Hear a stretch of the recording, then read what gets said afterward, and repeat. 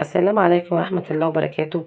النهارده يوم جديد من يوميات ميس امال. هنعمل لكم اكله سريعه كده في 5 دقايق لو انت مستعجله او جايه من الشغل او ولادك طلبوا ياكلوا بالليل مثلا ومستعجله ومش عارفه تعملي ايه.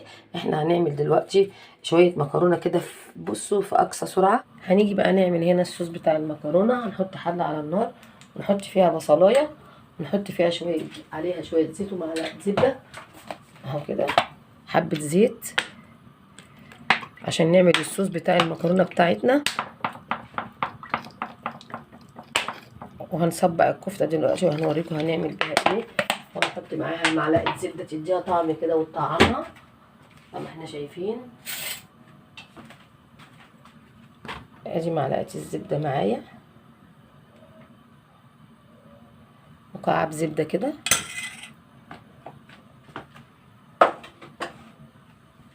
اقلب البصله معايا،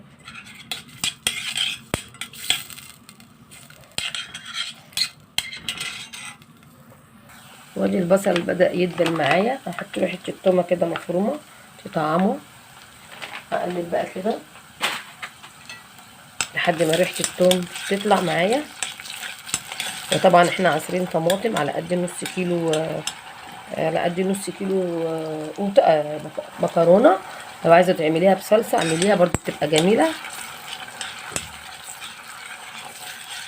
اول بس ما ريحه التوم تطلع هبدا احط الطماطم بتاعتي واحط البهارات بتاعتي زي ما احنا شايفين كده. ادي البصله بتاعتي بتتحمر تمام كده. واول ما ريحه التوم هتطلع هحط عليها هحط الطماطم. عايزه بقى تحطي شطه، عايزه تحطي قرن فلفل، الحاجه دي ترجع لك انتي. تمام اهو كده. انا مش عايزه احمرها عشان ما تديش مراره، انا عايزه اخلي البصله فاتحه شويه عشان بس تديني تسكيره في التسبيكه بتاعت الطماطم. وبرده مش هنسبكها قوي، احنا برده هنخليها ساده كده صوص شويه عشان المكرونه تستوي فيها. عشان انا يا جماعه زي ما قلت لكم انا مش هسلق المكرونه. هتشوفوا دلوقتي انا هعمل فيها ايه. بالنسبه كده البصلايه كفايه كده. عصرين شفشق طماطم اهو هنحطه كده.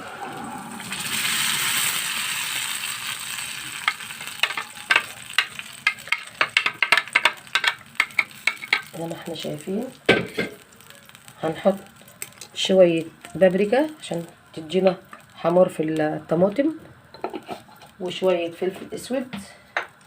طبعا انا متبله اللحمه اللي هي هتتسوي مع المكرونه الكفته. وادي الفلفل الاسود اهو. هنحط قالب مرقه لو مش عايزه ما تحطوهوش، بس بيدي برده تيست عالي وبيدي طعم حلو. وهتقللي طبعا الملح، هتدوقي الحدق علشان احنا عارفين مرقه الدجاج بتحدق الاكل. احنا نحط حبه صغيرين كده وبعدين نبقى ندوق حبه الملح صغيرين كده وبعدين نبقى ندوق الملح بتاعنا. هننزل عليها بمعلقه صلصه عشان انتوا عارفين ان المكرونه بتحب الصلصه. معلقه معجون طماطم اهو بس كده. وهسيبها بقى لحد لما تغلي معايا وتبدا في الغليان. هاجي بقى هنا عندي اجيب طاجن وجايبه كيس مكرونه طويله نفتحها كده مع بعضنا اهو. واللحمه طبعا الكفته اللي انا كنت متبلاها دول كانوا عندي حبه برضه احطهم عليهم زي ما احنا شايفين يا جماعه اهو. وادي الكفته اللي انا كنت متبلاها وشلتها شويه في التلاجة تهدى شويه. هعمل ايه؟ هجيب كده شويه مكرونه بتاع 5-6 عيدان كده زي ما احنا شايفين اهو كده. واحط بقى واحط عليها الكفته كده، واحط الكفته معايا عشان اصبعها. ودي احنا اهو شايفين هنصبع الكفته كده على المكرونه وتسيبي حته من فوق من المكرونه، مش لازم تعمليها كلها اهو زي ما احنا شايفين كده. هصبع بس معاكم صباعين واوريكم. متعملهاش تخينه قوي ولا رفيعه قوي كده. واكله دي جميله وهتعجب ولادك قوي وهتعجب ضيوفك وهتشرفك. بصي اهو كده كانك بالظبط بتصبعي على ايه، على سيخ اهو. وهتحطيه في الطاجن بتاعك. هنعمل واحده كمان معاكم وبعدين انا اكمل بقيه الكميه. بصوا زي ما احنا شايفين كده. هحط اللحمه على المكرونه.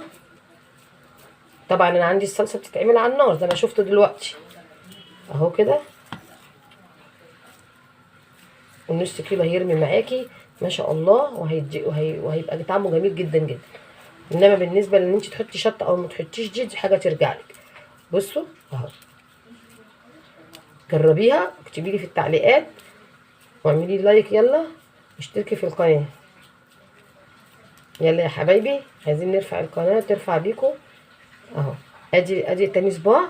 بصوا بقى، وبين كل صباع وصباع حطي حبه مكرونه، لان المكرونه اللي احنا هنحطها دي هتشرب من الصوص وهتبقى جميله وتشرب من طعم اللحم اهو. بنحط كده حبه كده جنبهم. هكمل بقى بقيه الكميه زي ما انتم شايفين كده وارجع لكم تاني. ودينا اهو صبعنا الكفته بتاعتنا زي ما احنا شايفين كده. هننزل عليها بالصلصه اهو، وندخلها بقى الفرن نص ساعه وهتطلع اهو زي ما احنا شايفين كده. وتخلي الصلصه ايه، ما تخليهاش غرقانه قوي برده عشان ما تعجنش منك ولا ناقصه قوي عشان تستوي زي ما احنا شايفين كده اهو. كده بقى هندخلها الفرن.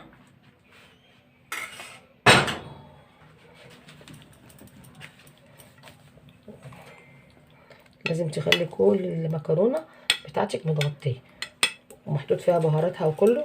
هدخلها الفرن بقى وارجع لكم. وبكده تكون اكلتنا خلصت وطلعت زي ما احنا شايفين كده. المكرونه مستويه والكفته شكلها شاهي وجميل. ويا رب يكون الفيديو النهارده يعجبكم وتجربوه وتكتبوا لي تعليق حلو كده زيكم. ويا رب كمان يكون الاكله شهيه وعجباكم. ومع يوميات مس امال، والسلام عليكم ورحمه الله وبركاته. استنوني في فيديو جديد.